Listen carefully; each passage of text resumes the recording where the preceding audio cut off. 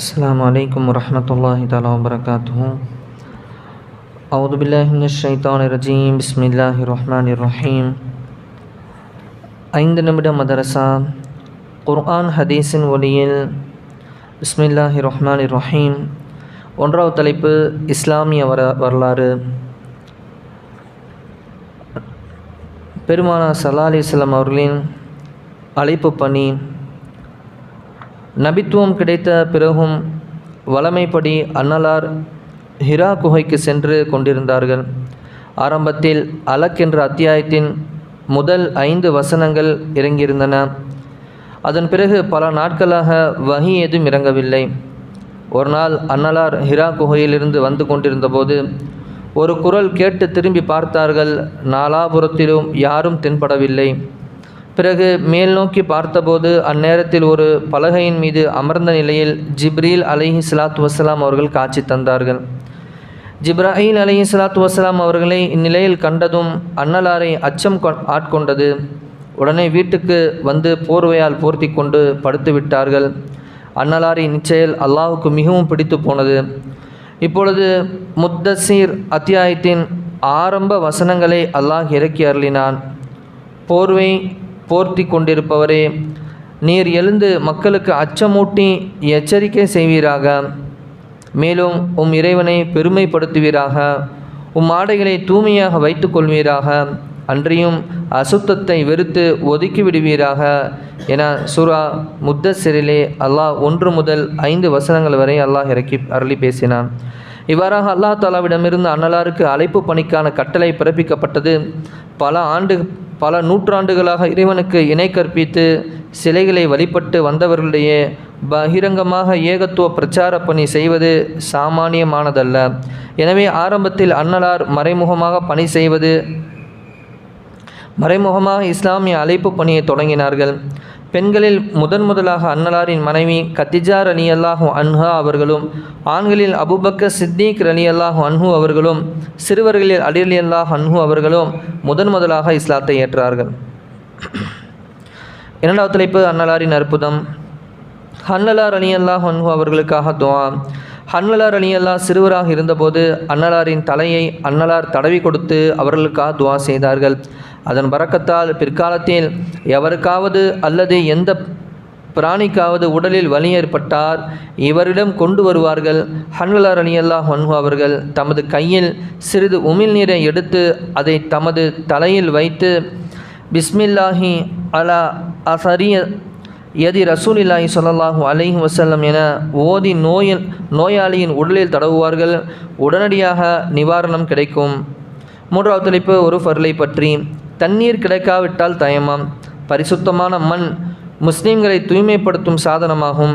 10 வருடங்களாக தண்ணீர் கிடைக்காவிட்டாலும் சரியே, பிறகு கிடைக்கும்போது அதை உடலில் ஊற்றி கொள்ளவும், அதாவது இதை கொண்டு ஒழு மற்றும் குளிப்பை நிறைவேற்றவும் இது மிகவும் நன்று என நபி ஸல்லல்லாஹு அலைஹி வஸல்லம் அவர்கள் கூறினார்கள்.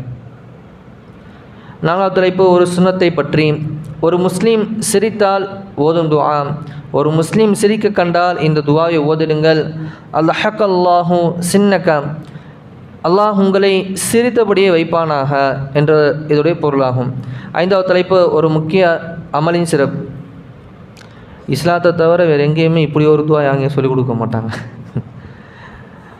ஒரு முக்கிய அமலின் சிறப்பு. தமது தேவையை வெளிப்படுத்தாதீர். பசியுடன் அல்லது வேறு முக்கிய தேவைகளுடனும் இருப்பவர் பிறரிடம் வெளிப்படுத்தாதிருந்தால், பிறரிடம் யாசிக்காதிருந்தால் ஓர் ஆண்டுக்கான இரணத்தை, அதாவது உணவை அவருக்கு தனது பொறுப்பிலிருந்து அல்லாஹ் வழங்கிடுவான் என நபி ஸல்லல்லாஹு அலைஹி வஸல்லம் அவர்கள் கூறினார்கள். ஆறாவது தலைப்பு ஒரு பாவத்தை பற்றி. ஹலாலை ஹராமாக கருதுதல்.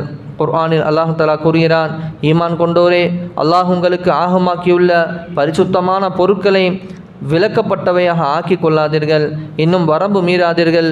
நிச்சயமாக அல்லாஹ் வரம்பு மீறுபவர்களை நேசிப்பதில்லை என சூரா மாஇதாவிலே அல்லாஹ் குர்ஆனிலே எச்சரிக்கை செய்கிறான். ஏழாவது தலைப்பு உலகத்தை பற்றி. இறை அருளின் நியதி.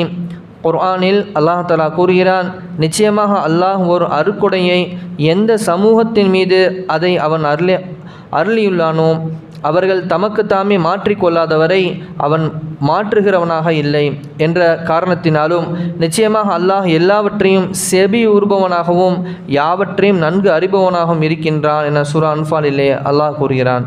2வது தலைப்பு மறுமையை பற்றி. மறுமை எப்போது நிகழும்? தீயோர்கள் மட்டுமே வாழும் காலத்தில் மறுமை அதாவது கியாமத் நிகழும் என நபி ஸல்லல்லாஹு அலைஹி வஸல்லம் அவர்கள் கூறியுள்ளார்கள்.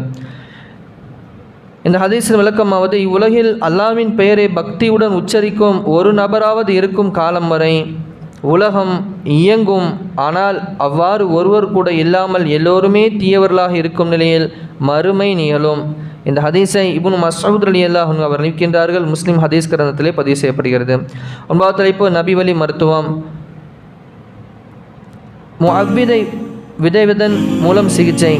நபி ஸல்லல்லாஹு அலைஹி வஸல்லம் அவர்களுக்கு உடல் நலம் குன்றினால் முஅவ்விதன் அல் ஃபலக் அன்னாஸ் சூறாக்களை ஓதி தம் மீது ஊதி கொள்வார்கள் என்பதாக அன்னை ஆயிஷா ரலியல்லாஹு அன்ஹா அவர்கள் தெரிவித்துள்ளார்கள்.